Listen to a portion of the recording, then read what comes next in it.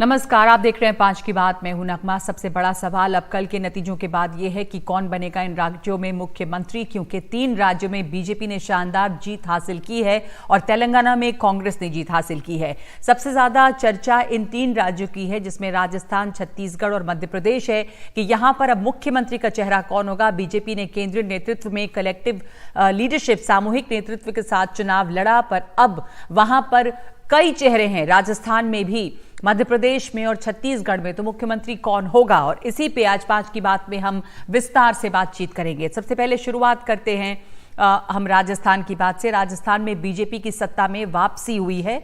Revolving door policy जो राजस्थान अपनाता है वही हुआ, लेकिन उसके सामने अब एक बड़ी चुनौती है 2019 के लोकसभा चुनाव के इतिहास को दोहराने की। 2019 में राजस्थान की सभी 25 लोकसभा सीटों पर बीजेपी ने जीत हासिल की थी, और इस इतिहास के दोहराने की काबिलियत अब किस चेहरे में है। विधानसभा की जीत के बाद लोकसभा में कौन ये जीत दोहरा सकता है? बीजेपी के सामने अब ये सवाल है, किसे बीजेपी राज्य में सत्ता की बागडोर सौंपेगी। फिलहाल सीएम पद के लिए 7 दावेदारों के नाम सामने आ रहे हैं जो चर्चा में हैं। तो आपको दिखाते हैं कि इन 7 नामों में कौन कौन से नाम हैं। वसुंधरा राजे सिंधिया। वसुंधरा राजे सिंधिया का नाम सामने है, मजबूत दावेदार है मुख्यमंत्री पद के लिए। नाम सामने आ रहा है गजेंद्र सिंह शेखावत का, किरोड़ी लाल मीणा का, बाबा बालकनाथ, दिया कुमारी, सीपी जोशी और अर्जुन राम मेघवाल। और अब एक बार ये भी देख लें कि इन सब की क्या ताकत है। वसुंधरा राजे जो हैं वो जनाधार वाली नेता हैं और मुख्यमंत्री रह चुकी हैं। उनका काफी जनाधार है राजस्थान में, हर वर्ग में उनका प्रभाव है। 47 उम्मीदवारों के लिए उन्होंने इस बार प्रचार किया, जिसमें कि 31 उम्मीदवार जीते हैं। इसके अलावा जो दूसरे दावेदार हैं गजेंद्र सिंह शेखावत, उनकी क्या खास बातें हैं? पर्दे के पीछे से उन्होंने प्रचार की कमान संभाली है, केंद्र में मंत्री होने का तजुर्बा है, किसान नेता की छवि है, प्रचार और रणनीति तैयार करने में महारत हासिल है और संघ के करीबी भी हैं। अशोक गहलोत को चुनौती दी। किरोड़ी लाल मीणा का भी नाम सामने आ रहा है, जो सड़क पर आंदोलन खड़ा करने की क्षमता रखते हैं और भ्रष्टाचार के खिलाफ उन्होंने आवाज अपनी बुलंद की, और वो बीजेपी का आदिवासी चेहरा है जिनका एक मजबूत जनाधार भी है। एक और नया नाम जो इस बार सामने आया है और दिलचस्प है, तिजारा सीट से बाबा बालकनाथ। बाबा बालकनाथ हिंदुत्ववादी चेहरा हैं। कहा जाता है कि वो राजस्थान के योगी आदित्यनाथ हो सकते हैं। राजस्थान में जातिगत समीकरण बदलने की उनमें क्षमता है। बीजेपी का ये युवा चेहरा है। और दिया कुमारी। दिया कुमारी राजघराने से हैं, बीजेपी का चमकता हुआ सितारा और नया चेहरा है, वो भी एक दावेदार हो सकती हैं। सीपी जोशी प्रदेश बीजेपी अध्यक्ष हैं और उनकी जो छवि है वो साफ सुथरी है, एक सौम्य स्वभाव के नेता हैं। विरोधियों को एक मंच पर लाने की उनकी क्षमता है, और इसके साथ साथ और नाम भी हैं, अर्जुन राम मेघवाल, कानून मंत्री, लंबा इनका प्रशासनिक अनुभव है, बीजेपी का दलित चेहरा है। बीजेपी में कोई दलित सीएम नहीं है। तो ये इतने सारे नाम तो हमने आपको बताए। अब और भी किन लोगों की चर्चा है और कौन मजबूत दावेदारी किनकी है, हमारे साथ मेरी सहयोगी हर्षा कुमारी सिंह जुड़ी हैं। हर्षा, राजस्थान कवर करने का जो आपका तजुर्बा है, और अब बहुत दिलचस्प वक्त आ गया है कि मुख्यमंत्री कौन होगा। जितने लोग उतनी बातें हैं, बल्कि विश्लेषकों के भी अपने तर्क हैं। बीजेपी लेकिन हमेशा नया चेहरा लाकर लोगों को चौंका देती है। कुछ लोग ये भी कह रहे हैं कि 2024 को देखते हुए जो पारंपरिक विवेक है वो यही कहता है कि तजुर्बा काम आएगा। तो आपका अपना विश्लेषण क्या है, वहां आप क्या सुन रही हैं? जी देखिए, बिल्कुल आप सही कह रहे हैं कि आप जितने भी नाम लें, सब लोग वही चर्चा कर रहे हैं सुबह से शाम तक अब राजस्थान में। इनफैक्ट वो कल से ही ये चर्चा शुरू हो गई है, और जैसे आपने कहा उससे हम लोग मेवाड़ी में कहते हैं जतरी मुंडा वतरी बाता, ऐसे कहते हैं राजस्थानी में। तो यही बात है कि जितने ही मुंह हैं उतने ही बातें हो रही हैं। और जो है इनके अलावा देखिए, लोकसभा स्पीकर ओम बिरला वैसे तो स्पीकर है और उनको मुख्यमंत्री की दौड़ में एक तरह से नहीं मानना चाहिए, लेकिन एक टाइम में उनका भी नाम चला था। बीच में अश्विनी वैष्णव जो रेलवेज मिनिस्टर हैं, उनका भी नाम चला था कि भाई वो एक बार यहाँ पर आए भी थे और एक सम्मेलन में शामिल हुए थे, मतलब उन्होंने काफ़ी काम किया है, अच्छा काम किया है। तो अगर ये दो चेहरे हैं जिनका नाम हमने नहीं लिया है तो ये भी चर्चा में है, ऐसा नहीं है कि ये लोग चर्चा में नहीं हैं। इसके अलावा जो संत हैं, 4 संत हैं जिन्होंने जीत लिया है राजस्थान में, जो जैसे बाबा बालकनाथ तो हैं ही, उनके साथ ही आप देखिए सुमेधानंद जी भी हैं। अगर इस तरह का मतलब हिंदुत्व नैरेटिव अगर बीजेपी क्रिएट करना चाहती है तो बाबा बालकनाथ हैं, सुमेधानंद हैं, वो MP हैं लेकिन MLA का चुनाव नहीं लड़ा है उन्होंने, प्रतापपुरी हैं, ओटाराम देवासी हैं। तो ये जो सब लोग हैं इन्होंने चुनाव लड़ा है और सब जीत के आए हैं जी। तो ये सब नाम चर्चा में है। ये सब नाम चर्चा में हैं। और आपका अपना कोई ख़ास विश्लेषण कि इस दफ़ा जैसे वसुंधरा राजे बाद में आई, लेकिन जितना उनका जनाधार है और तजुर्बा है CM का हर्षा, तो 2024 को देखते हुए एक मजबूत दावेदारी उनकी होगी? देखिए, मैं इस बात पे मेरा विश्लेषण सिर्फ ये है कि बीजेपी अगर बिल्कुल ये कुछ चेहरा लेके आती है तो उसके पीछे नैरेटिव क्या है। या तो जो हिंदुत्व नैरेटिव है वो हो सकता है, या दूसरा जो नैरेटिव है कि भाई 2024 का चुनाव भी उनको जीतना है और 25 की 25 सीटें उनको चाहिए राजस्थान में। तो इसमें आप किस तरह से उसको देखते हुए किस तरह से आप डिसाइड करेंगे, ये भी एक अहम बात है। और मेरे को लगता है कि उसको भी थोड़ा सा माइंड में रखा जाएगा, क्योंकि अगर आप देखें तो ईस्ट राजस्थान में बीजेपी ने इस बार बढ़त की है, लेकिन शेखावटी एरिया में जो जाट वोट उनकी तरफ आना चाहिए था वो नहीं आया है। और अगर आप सुमेधानंद जी को देखें तो सुमेधानंद जी जो है वहाँ के MP हैं, लेकिन साथ ही भगवाधारी भी हैं और जाट चेहरा भी हैं, OBC भी हैं। तो ये सारे नाम के पीछे ये लॉजिक है, लेकिन आखिरकार निर्णय क्या होता है उसके लिए शायद बेस्ट है कि हम लोग मतलब ज़्यादा उस पर स्पेकुलेट नहीं करें, क्योंकि आप जानते हो कि पिछली बार भी ऐसा ही हुआ है कि बीजेपी एकदम अननोन चेहरा को लेकर आती है जी। बिल्कुल, और वो इसके लिए जाने जाते हैं, बल्कि ये भी कहा जाता है कि जिनके नाम पे ज़्यादा चर्चा हो वो तो कभी भी नहीं बनते मुख्यमंत्री। बहुत शुक्रिया आपका हर्षा ये बातचीत के लिए। दूसरे राज्यों के भी नतीजे देखते हैं। छत्तीसगढ़ में ज़्यादातर एग्जिट पोल को गलत साबित करते हुए बीजेपी ने छत्तीसगढ़ में जीत हासिल की है। बीजेपी को यहाँ 54 सीटें मिली हैं, कांग्रेस को बड़ा झटका लगा और सिर्फ 35 सीटें मिली। सवाल यह है कि छत्तीसगढ़ में बीजेपी 15 साल तक CM रहे रमन सिंह को CM बनाएगी या फिर किसी नए चेहरे पर वहां पर भी दांव लगाएगी। 6 नाम यहाँ भी सामने आए हैं। एक अरुण देव हैं, अरुण साव हैं, विष्णुदेव साय हैं और रेणुका सिंह, OP चौधरी, विजय बघेल और रमन सिंह, ये सब नाम सामने आ रहे हैं। लेकिन किसकी क्या ताकत है? अरुण साव जो हैं वो बिलासपुर की लोरमी सीट पर जीते हैं और वहाँ पर से उन्होंने कांग्रेस प्रत्याशी को हराया है। 2022 में उन्हें सब कमान सौंपी गई। वो OBC वर्ग से आते हैं और OBC पॉलिटिक्स के लिए अब वो बन सकते हैं CM, क्योंकि बीजेपी OBC हितैषी होने का संदेश इनको बनाकर दे सकती है। विष्णुदेव साय एक और दावेदार जो हैं, ये कुनकुरी से 25,000 से ज़्यादा वोटों से जीते हैं। कांग्रेस प्रत्याशी को इन्होंने हराया है और आदिवासी नेताओं में से 2020 में बीजेपी अध्यक्ष ये नियुक्त हुए हैं, आदिवासी चेहरा हैं और इसलिए ये भी CM बनाए जा सकते हैं। इनके लिए इनकी स्ट्रेंथ ये बताई जा रही है, डॉक्टर रमन सिंह के करीबी भी हैं। रेणुका सिंह हैं जो भरतपुर की सोनहत सीट से हैं, वो आदिवासी समाज से ये भी आती हैं, केंद्र सरकार में राज्य मंत्री रही हैं, 2003 में पहली बार विधायक निर्वाचित हुई और ये बीजेपी की महिला मोर्चा में काम करती हैं। इसके अलावा OP चौधरी हैं। OP चौधरी रायगढ़ से जीत हासिल कर चुके हैं, केंद्रीय गृह मंत्री अमित शाह के करीबी हैं, रायपुर के कलेक्टर भी रह चुके हैं OP चौधरी। तो उनमें एक स्ट्रेंथ ये है कि ब्यूरोक्रेटिक तजुर्बा है, गृह मंत्री के करीबी बताए जाते हैं। और एक दिलचस्प नाम है विजय बघेल का। विजय बघेल सांसद हैं दुर्ग लोकसभा सीट से, लेकिन सबसे दिलचस्प ये है कि उनकी लड़ाई भूपेश बघेल से रही। पाटन सीट से वो भूपेश बघेल के खिलाफ लड़े और भूपेश बघेल और उनमें चाचा और भतीजे का रिश्ता है, इसलिए लड़ाई चाचा भतीजे पर केंद्रित रही। तो उनका भी नाम है दावेदारी में। रमन सिंह तो 3 बार प्रदेश के CM ही रह चुके हैं, क्या उन्हें पार्टी फिर से मौका देगी, ये सवाल है। और छत्तीसगढ़ से के पड़ोस मध्य प्रदेश की बात करें तो सबसे बड़ी जीत बीजेपी को यहाँ पे मिलती है। 230 सीटों में से 163 सीटें, मतलब स्वीप है बीजेपी का मध्य प्रदेश में। और सब लोग इसी बात पे चर्चा कर रहे हैं कि आखिर ऐसा क्या हुआ कि इतनी ज़बरदस्त प्रो इनकम्बेंसी यहाँ रही। कांग्रेस सिर्फ 63 सीटों पर जीती है। कहा जा रहा है कि यहाँ जो लाडली लक्ष्मी या लाडली बहना स्कीम रही मुख्यमंत्री शिवराज सिंह चौहान की, उसने मदद की। मध्य प्रदेश विधानसभा चुनाव में सपा, बसपा और आम आदमी पार्टी का खाता तक नहीं खुला।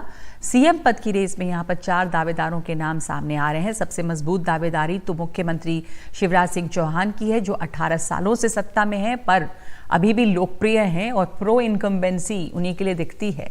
ज्योतिरादित्य सिंधिया हैं, नरेंद्र सिंह तोमर हैं, प्रहलाद पटेल और कैलाश विजयवर्गीय। तो ये नाम है मध्य प्रदेश के। इसके अलावा हम अब तेलंगाना की भी बात करेंगे।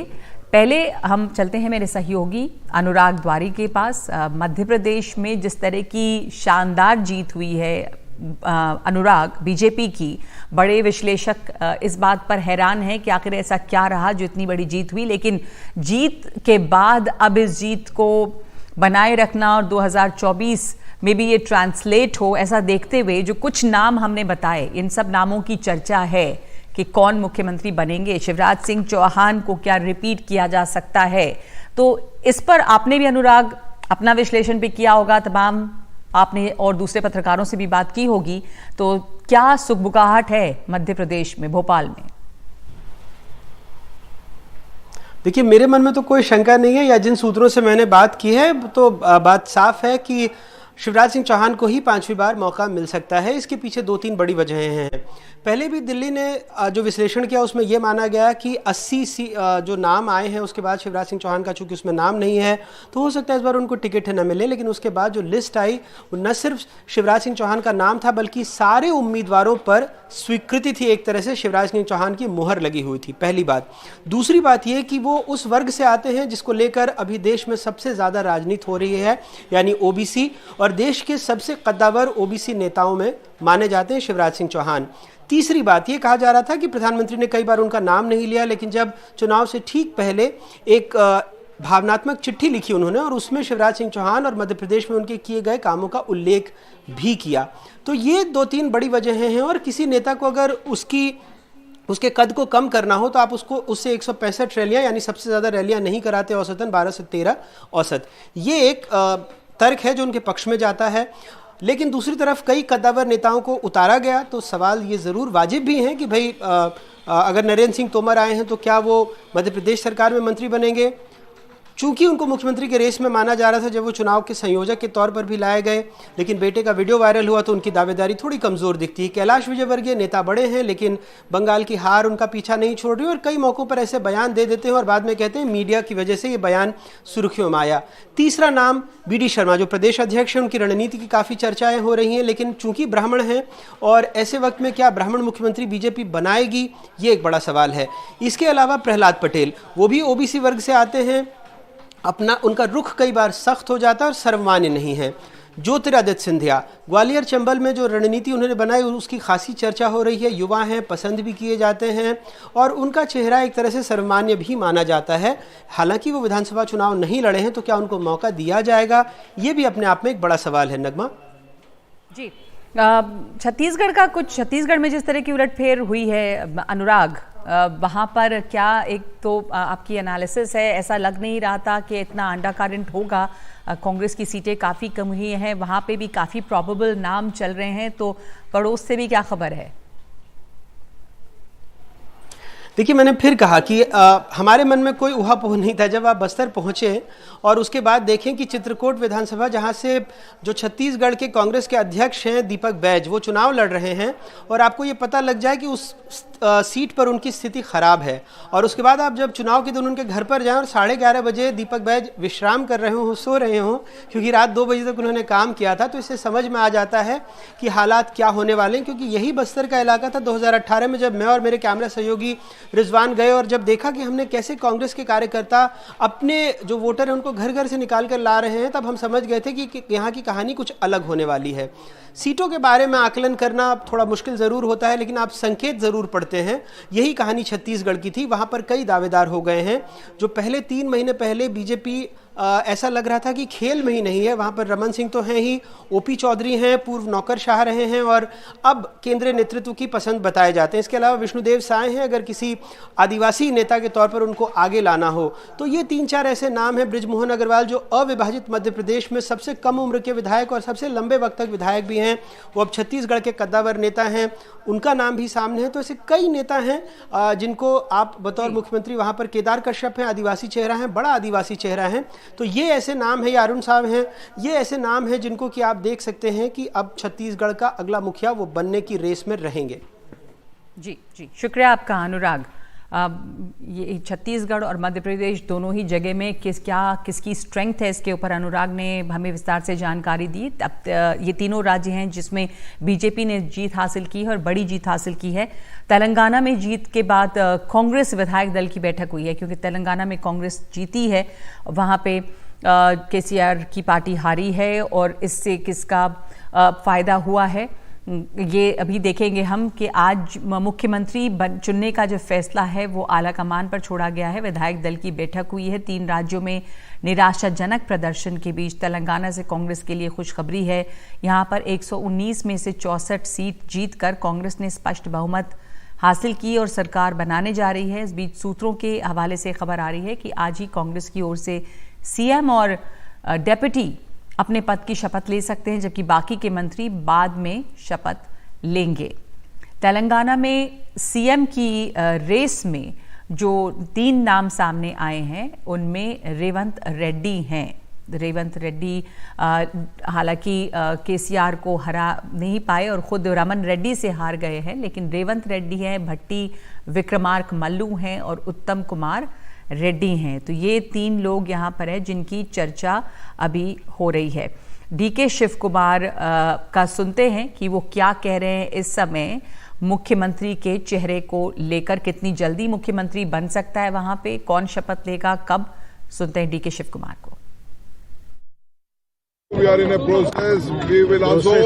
We also will meet all the legislators independently, seek their opinion, but still they have given their opinion that it should go to High Command, but still we will speak to all of them. निहाल किदवई हमारे साथ जुड़ रहे हैं। निहाल, बताइए, यहाँ पर अब मंथन शुरू हो गया है। एक ही राज्य जहाँ पर कांग्रेस के पास अच्छी खबर आई है, वहाँ से डीके शिव कुमार को सुना हमने। ये भी खबर आ रही है कि शायद जल्द ही मुख्यमंत्री पद की शपथ भी होगी, मुख्यमंत्री और डेप्यूटी सीएम। देखिए, जब ये बैठक शुरू होने वाली थी तब एक तरह से बिल्कुल साफ लग रहा था कि सीधे तौर पर रेवंत रेड्डी चुन लिए जाएंगे सीएलपी के लीडर, यानी कांग्रेस लेजिस्लेचर पार्टी के लीडर, और वो मुख्यमंत्री बना दिए जाएंगे। लेकिन ऐसा लगता है कि ये जो 3 नाम आपने अभी बताए, भट्टी विक्रमार्कर मल्लू, रेवंत रेड्डी और साथ साथ उत्तम रेड्डी, इन तीनों के बीच में लगता है कि काफी वहां पे इनके समर्थक विधायक थे और ऐसे में वहां पर कोई फैसला शायद नहीं हो पाया, और इसीलिए पार्टी आला कमान को अब ये तय करने के लिए कहा गया है कि वो नाम बताएं कि किसको मुख्यमंत्री बनाया जाए, और सीएलपी ने पार्टी आला कमान को ऑथराइज कर दिया है। लेकिन जी निहाल, मैं आपको 2 मिनट के लिए रोक रही हूँ, वापस आऊंगी आपके पास। हमारे साथ इस समय खास मेहमान जुड़ गए हैं छत्तीसगढ़ से। टीएस सिंहदेव, पूर्व डेप्यूटी चीफ मिनिस्टर छत्तीसगढ़ के। टीएस सिंहदेव, धन्यवाद आपका समय देने के लिए। जिस तरह से कांग्रेस की यहाँ पर हार हुई है उससे ये अप्रत्याशित है, इसकी उम्मीद आप लोगों को, ऐसा कुछ अंदेशा था या सरप्राइज था आपके लिए? ये पूरा सरप्राइज था, क्योंकि विश्वास था, भरोसा था कि जीतेंगे। तो ये भरोसा कायम क्यों नहीं रह पाया? कहाँ गलत हो गया? क्या आप लोग उसका विश्लेषण कर रहे होंगे कि कहाँ वर्कर्स निकले नहीं, साइलेंट वोटर्स थे? क्या आपका अपना एनालिसिस है? कांग्रेस का वोट शेयर तो बरकरार रहा है, लेकिन भारतीय जनता पार्टी का वोट शेयर अप्रत्याशित तरीके से 14% बढ़ गया। ये 5 साल के दरमियान मैंने बहुत कम जगह होते हुए या शायद कहीं होते हुए नहीं देखा। तो ये समझना पड़ेगा कि क्या कारण हुआ कि 14% वोट शेयर उनका बढ़ गया। कांग्रेस का 42-43% बरकरार है, वो 32 से 46-47% पहुंच गए। तो ये अप्रत्याशित सा है। आपने अपना वोट शेयर बरकरार रखा, बीजेपी का अप्रत्याशित तरीके से वोट शेयर बढ़ा। बीजेपी के कार्यकर्ता जमीन पर जाकर लोगों से जुड़ने में कामयाब रहे। कांग्रेस कहीं यहाँ पे चूकी कि लोगों के साथ कनेक्ट आप लोगों का नहीं हो पाया। क्या आपको ये लगता है कि संदेश नहीं पहुंचा पाए? ऐसा होता तो वोट शेयर बरकरार नहीं रहता। पूरे मुस्तैदी से, पूरे ईमानदारी से, पूरे लगन से कांग्रेस के साथियों ने काम किया, पर हम वहां तक ही पहुंच पाए। भारतीय जनता पार्टी खास करके ट्राइबल बेल्ट में बस्तर और सरगुजा संभाग, बस्तर की 12 सीटें, सरगुजा की 14 सीटें, इसमें 12 में से 4 ही सीट कांग्रेस जीत पाई बस्तर में, और सरगुजा संभाग में एक भी नहीं जीत पाई। तो ये जो एकदम से बड़ा गैप आया, ये हार का कारण कांग्रेस का बन गया। बस्तर और सरगुजा की आपने बात की, मैं इस बात पे आपसे समझना ही चाह रही थी। आप वरिष्ठ नेता हैं और आप समझते हैं यहाँ पे राजनीति को, कि जो आदिवासी जुड़ाव बीजेपी के साथ दिखा है उसका कारण क्या योजनाएं ऐसी रही कि आदिवासियों के साथ सीधा कनेक्ट हुआ? बस्तर में, सरगुजा में, दोनों जगह देखें कि कितनी ज्यादा सीटें बीजेपी को मिली और कांग्रेस को नहीं मिल पाई वहां पर सीटें। कठिन है कह पाना। एक विश्लेषक के साथ हम लोग बैठे थे, इंडोर मीटिंग थी, विशेषज्ञ हैं, और उन्होंने एक प्रेजेंटेशन दिया था कि छत्तीसगढ़ में हम देख रहे हैं कि ट्राइबल वोट जो है ये 10 साल में शिफ्ट करता है। ये आप 2000 से चालू अगर करते हैं, 2003 के चुनाव से, तो 10 साल तक आप देखेंगे कि यहाँ बीजेपी आगे रही, फिर अगले 10 साल में देखेंगे कि कांग्रेस आगे रही। तो कहीं कोई ऐसा पैटर्न तो नहीं है, ये एक अलग सी बात है। रिवॉल्विंग डोर जो राजस्थान का है उस टाइप की तो कोई बात नहीं है, या और कोई बातें हैं, कुछ और बुनियादी बातें थी क्या ग्राउंड पे, जिस कारण से ट्राइबल वोट शिफ्ट किया हो। कोई उनका सेंटिमेंट ऐसा जिसपे घात लगी हो, उन लोग आघात हुए हो किसी बात से। ये धर्मांतरण की एक जो बात आती है, धर्मांतरण तो नहीं हुआ, लेकिन बीजेपी का एक संगठन है, आरएसएस का एक संगठन है, वो मृत्यु उपरांत क्रिश्चियन समाज के लोगों को अपने मुर्दों को दफनाने नहीं दे रहा था, और दफना रहे थे तो उनको उखाड़ दे रहा था वहां से। एक ये बड़ी अटपटी सी स्थिति बन गई थी, और वो मैनेज नहीं हो पा रही थी। इस बात को लेके क्रिश्चियन समाज में नाखुशी थी। तो वो स्वाभाविक है कि सरकार के ऊपर आती है। फिर जो ट्राइबल राइट्स की बात हो रही थी, पेशा नियमों को हम लोगों ने पारित तो कर लिया, हम लोगों ने अपना लिया पेशा नियमों को। उसमें एक आध जगह कहीं बहुत गंभीर मुद्दे पे मन में थोड़ी सी कसक रह गई थी कि कंसल्टेशन और कंसेंट, जमीन के हस्तांतरण को लेके आप ग्राम सभा से कंसल्ट करेंगे या कंसेंट लेंगे। ये बड़ा मूल मुद्दा है जिसका हल नहीं हुआ था। तो थोड़ी उस बात को लेके चर्चा थी। और बस्तर क्षेत्र में खास करके सर्व आदिवासी समाज एक सामाजिक संगठन था, वो हम साथ उनको नहीं रख पाए, और इनने फिर एक राजनीतिक संगठन बना लिया, हमर राज पार्टी के नाम से ये चुनाव लड़े। तो इसका विश्लेषण करना पड़ेगा कि कितने वोट कटे, कहां पर क्या स्थिति बनी। ये अभी समय नहीं मिल पाया है, मैं भी समय निकाल के देख नहीं पाया हूं कि इंडिविजुअली वोट शेयर किसको कितने कहां मिले। टीएस सिंहदेव जी, एक चर्चा बहुत रही, कल प्रधानमंत्री ने अपनी एक तरह से विजयी रैली में यहाँ पे भी कहा कि नारी शक्ति बीजेपी के साथ है और नारी शक्ति जो है वो हमारा कवच बनी है, बीजेपी का परचम लहरा रही है, तो फिर कौन हमारे रास्ते में आ सकता है, महिलाओं ने तय कर लिया है। छत्तीसगढ़ में भी ये चर्चा रही थी, मध्य प्रदेश में तुम सुन ही रहे थे कि लाडली बहना, लाडली लक्ष्मी, पर छत्तीसगढ़ में भी जहां मातारी वंदन स्कीम रही बीजेपी की, कांग्रेस ने दिवाली के मौके पे नई स्कीम लाई, कोई 12,000 दे रहा था, कहीं फिर 15,000। पर उस समय भी मैंने बातचीत की थी मुख्यमंत्री से भी, तब पूछा था कि ये कहीं बहुत लेट तो नहीं हो गया। उन्होंने कहा नहीं, हमने दिवाली के लिए बचा कर रखा था कि बीजेपी कॉपी ना कर ले जो हम कर रहे हैं। पर अब आपको लगता है कि ये देर हो गया? महिलाएं वहां ज्यादा हैं वोटर्स, 51% वुमेन वोटर्स हैं छत्तीसगढ़ में, तो महिलाओं का वोट भी ज्यादा बीजेपी को गया ये दिखता है। तो महिलाएं भी उधर गई हैं जो पहले से बीजेपी उनको दे रही थी, बीजेपी की जो योजनाएं रही, और कांग्रेस ने लेट की। इसमें कुछ आप जो कह रहे हैं वो सही है, इसमें कोई दो बात नहीं है। एक अनाउंसमेंट ही नहीं, दो चीजें इसमें हुई कि जो पहला घोषणा पत्र जारी हुआ, दोनों पार्टियों ने 20-20 बिंदु का घोषणा पत्र जारी किया। आपकी एकदम दोनों के आइडेंटिकल संख्या आइडेंटिकल थी, बातें भी करीब करीब मिलती जुलती थी।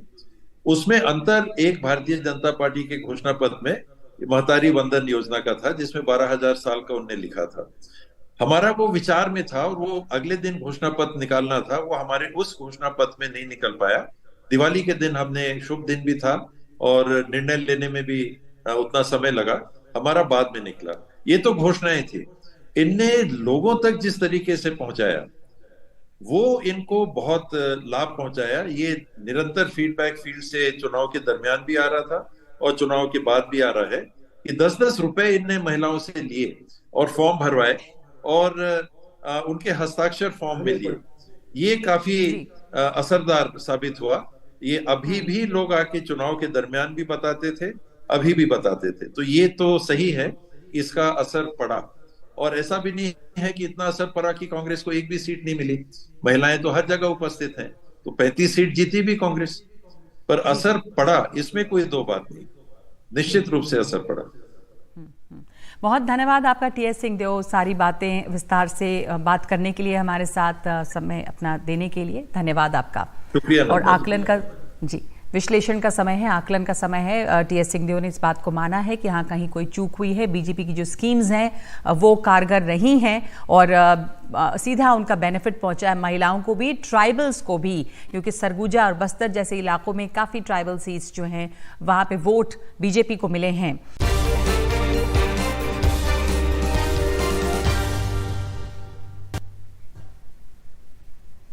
और कौन बनेगा मुख्यमंत्री? राजस्थान में, मध्य प्रदेश में, छत्तीसगढ़ में हमारे साथ राजनीतिक विश्लेषक अमिताभ तिवारी मौजूद हैं, वरिष्ठ पत्रकार गिरिजा शंकर जी हैं। हम एक एक करके देख लें अगर तो राजस्थान की बात शुरू करें। मैंने शुरुआत में भी बताया कि बहुत सारे नाम सामने अब आ रहे हैं, बल्कि प्रॉब्लम ऑफ प्लेंटी है बीजेपी के पास। अमिताभ जी, अगर सबके स्ट्रेंथ और वीकनेसेस देखें और 2024 की भी बात करें तो आपके अपना विश्लेषण या समझ क्या कहती है कि कौन ज्यादा मजबूत दावेदार लगते हैं राजस्थान में? देखिए, राजस्थान में आपने जो आंकड़े दिखाए उसके हिसाब से सबसे ज्यादा एमएलए जो जीते हैं वो तो वसुंधरा राजे कैंप के हैं, नंबर 1। महिला वोट की चर्चा बहुत हो रही है, प्रधानमंत्री जी ने भी अपने भाषण में इसका उल्लेख किया। इन तीनों राज्यों में से मुझे लगता है कहीं ना कहीं एक राज्य में तो महिला सीएम भाजपा को बनाना पड़ सकता है 2024 को ध्यान में देखते हुए, क्योंकि हर जगह 5%, 10% महिला वोट एक्स्ट्रा पड़ रहा है बीजेपी को, कटिंग अक्रॉस कास्ट लाइंस। तो उस हिसाब से वसुंधरा राजे, मुझे लगता है उनका थोड़ा पल्ला भारी है। थोड़ी उनकी दावेदारी मजबूत लग रही है। जी जी जी, आपको क्या लगता है गिरिजा जी?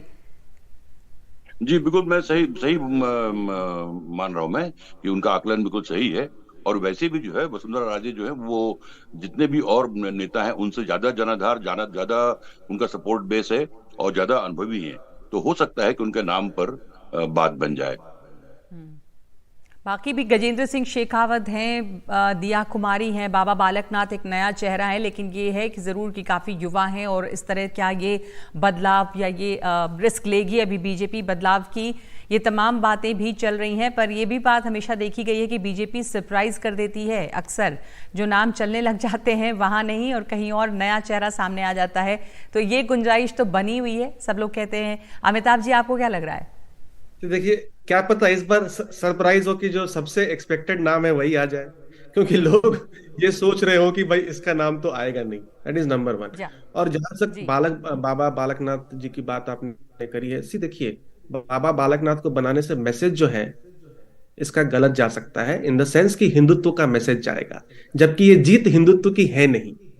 तो 2024 से पहले जब आप युवा, किसान, महिला, आर्थिक दृष्टि से भारत,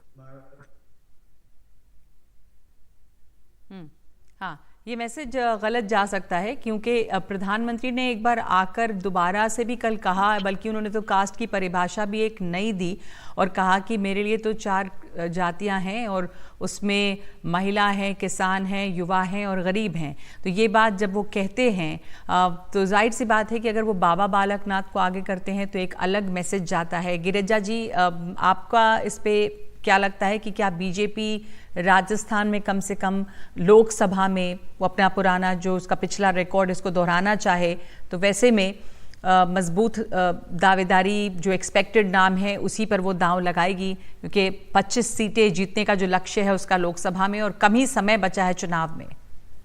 नहीं, देखिए, मुख्यमंत्री नया जो बनेगा उसका 24 के से कोई संबंध नहीं है। आप देखेंगे कि 18 के चुनाव में इन तीनों राज्यों में कांग्रेस की सरकारें थी, और उसके बाद 19 के चुनाव में लोकसभा में उनको पार्टियों पूरी सीटें मिल गई थी। तो मुख्यमंत्री के सभा के चुनाव को मैं नहीं देखता। ये जरूर है कि जो राजस्थान की परिस्थितियां हैं, राजस्थान में जिस तरह का सिर्फ फुटबॉल कांग्रेस में हमने देखा, बीजेपी कम से कम वैसा नहीं चाहेगी कि उसके नए सरकार में इस तरह की कोई स्थिति बने। तो यहाँ पर कोई इस तरह की स्थिति बन सकती है अगर वसुंधरा राजे के नाम पर सहमति बनती है तो? अमिताभ जी, जो सिर्फ फुटबॉल की बात कर रहे हैं, गिरिजा जी, जो हमने कांग्रेस के खेमे में देखा, पर बीजेपी में भी ऐसा नहीं है कि कहीं कोई इनफाइटिंग नहीं थी, और वो खींचतान हो सकती है यहाँ पर भी? देखिए, दो जो सबसे बड़े कॉम्पिटिटर थे वो चुनाव हार गए, सतीश पूनिया जी और राजेंद्र राठौर जी। गजेंद्र सिंह शेखावत केंद्रीय राजनीति में अभी हैं, वहीं पे मुझे लगता है अभी कुछ दिन और उनको, क्योंकि जाट सीएम किसी ने अभी तक बनाया नहीं है, ये एक अलग एंगल है। जाट अगर आप एक डोमिनेंट कास्ट के सीएम को बनाते हैं तो जो अन्य जातियां हैं जो नॉन डोमिनेंट हैं वो भी नाराज हो सकती हैं, तो एक अलग जाट वर्सेस राजपूत पॉलिटिक्स है वहां पर। तो इन सब बातों को ध्यान में रखते हुए मुझे लगता है अभी के हिसाब से, और 24 से रिलेशनशिप है मेरे हिसाब से, क्योंकि हम लोग हमेशा उन 3 राज्यों को देखते हैं जहां पर वोटिंग उल्टा पड़ा था, लेकिन ऐसे कई राज्य हैं जो सिमिलर वोटिंग ही करते हैं। उत्तर प्रदेश, बिहार, झारखंड, गुजरात, हर जो वोटिंग राज्य में हुई थी वही वोटिंग जाकर के लोकसभा में हुई।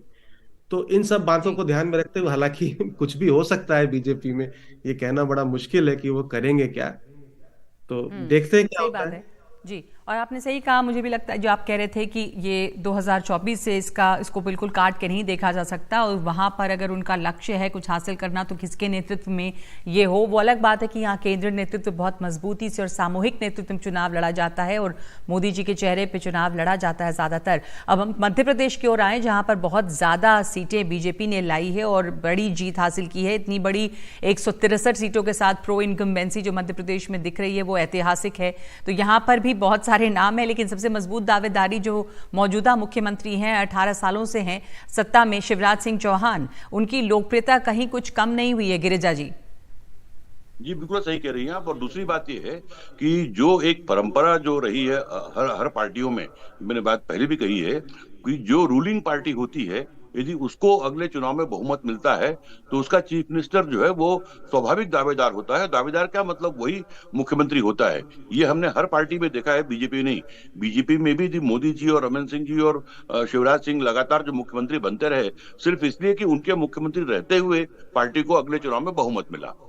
दूसरा, मैं नहीं समझता कि किसी और नाम पर विचार करने की मध्य प्रदेश में कोई जरूरत है, क्योंकि कोई वजह नहीं है कि मुख्यमंत्री के रूप में शिवराज सिंह को बदला जाए।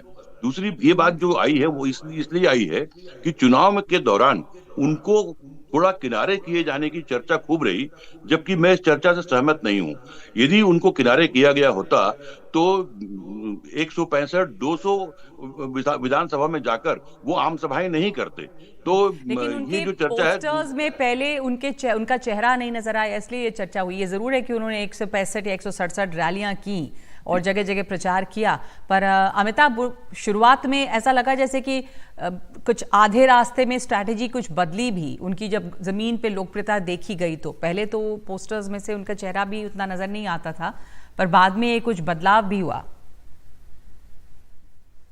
मुझे लगता है गिरिजा शंकर जी वहां पे इतने सालों से हैं, उनकी बात में बिल्कुल दम है। मुझे लगता है ये टैक्टिकल स्ट्रैटेजी थी बीजेपी की, उनको सीएम फेस नहीं आगे करना।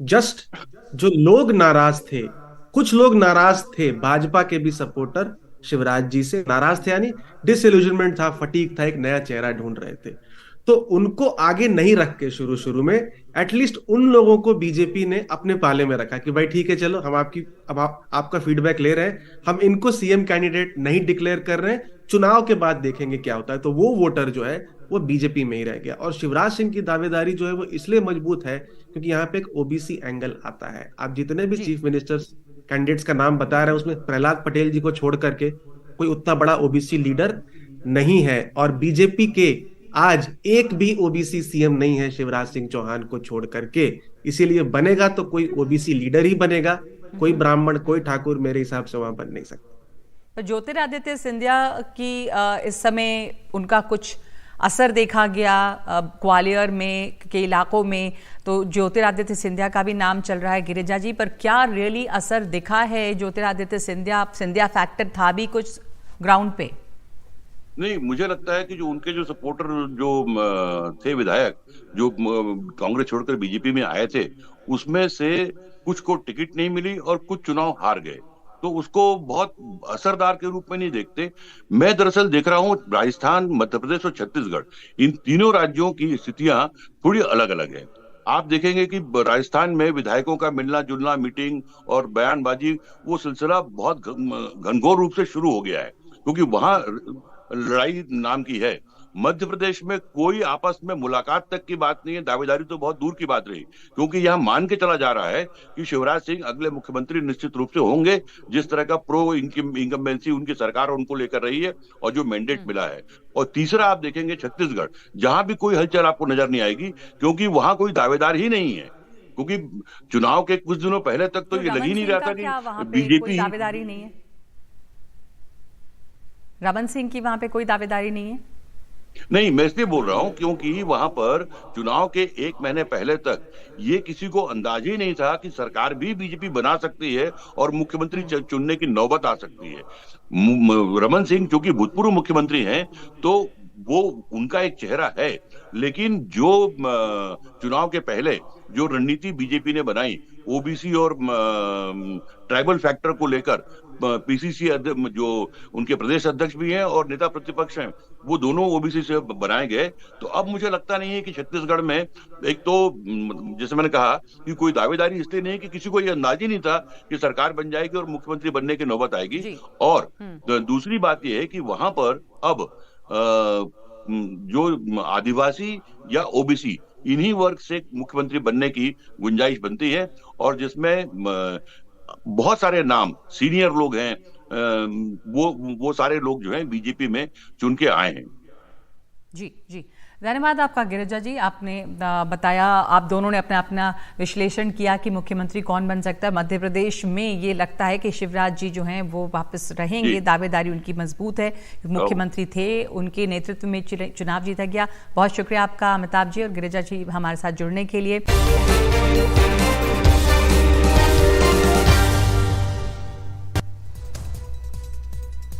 तो 5 की बात में अब बात एक बार फिर से मध्य प्रदेश की। मध्य प्रदेश में बड़े नेता कमलनाथ हार के बाद शिवराज सिंह चौहान से मिलने के लिए गए हैं। उसके जब भारी जीत हासिल की है बीजेपी ने, उसके बाद प्रदेश कांग्रेस अध्यक्ष कमलनाथ मुख्यमंत्री शिवराज सिंह चौहान से मिलने गए, उन्हें जीत की बधाई दी। और मुलाकात के बाद मीडिया से बात करते हुए कमलनाथ ने कहा कि जब मैं मुख्यमंत्री बना था तब उन्होंने भी मुझे बधाई दी थी। शिवराज जी को कहा कि प्रदेश के हित में प्रतिपक्ष विरोध तो करेगा ही, लेकिन प्रदेश के हित में जो भी होगा उसके लिए हम पूरा सहयोग करेंगे। कमलनाथ ने कहा कि मध्य प्रदेश से तो जाने का सवाल ही पैदा नहीं होता, 2020 में भी नहीं गया था। उन्होंने कहा कि हार के कारणों की समीक्षा के लिए कल सभी विधायकों को बुलाया है।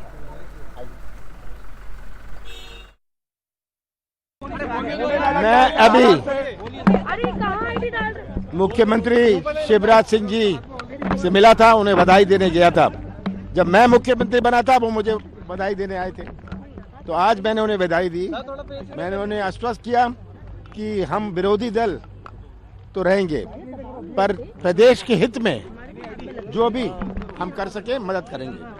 आज प्रदेश की भयंकर समस्या है, प्रदेश के सामने बहुत बड़ी चुनौती बेरोजगारी की है, प्रदेश में बहुत बड़ी चुनौती हमारे कृषि क्षेत्र की है। हमारे प्रदेश की आर्थिक गतिविधि बनी रहे और इसमें जो हमारा योगदान हो सकता है हम जरूर देंगे। मिजोरम विधानसभा चुनाव के नतीजे आ गए हैं। वहां पे 40 विधानसभा सीटें हैं कुल, जिन पे 7 नवंबर को मतदान हुआ था। इस बार जोरम पीपल्स मूवमेंट यानी ZPM ने इन 40 में से 27 सीटें जीतकर बहुमत हासिल की है और वो सरकार बनाने जा रही है। सत्तारूढ़ मिजो नेशनल फ्रंट यानी MNF को 40 में से 10 सीटें मिली हैं, जबकि बीजेपी को 2 और कांग्रेस को सिर्फ 1 सीट मिली। साल 2018 के मिजोरम विधानसभा चुनाव में मिजो नेशनल फ्रंट ने जीत हासिल की थी।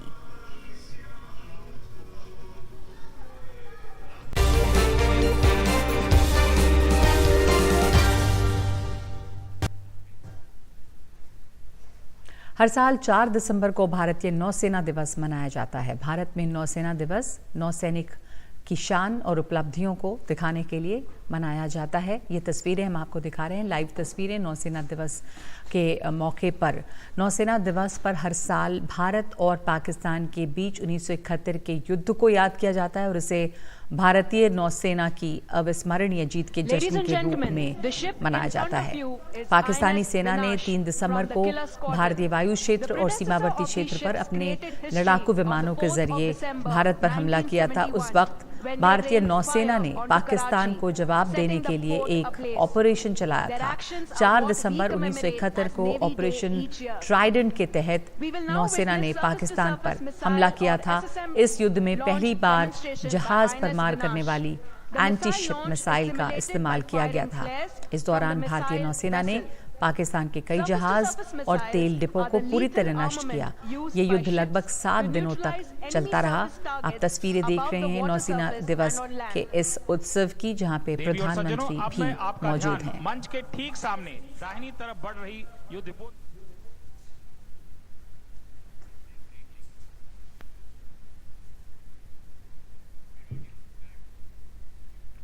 5 की बात में आज के लिए इतना ही। नमस्कार।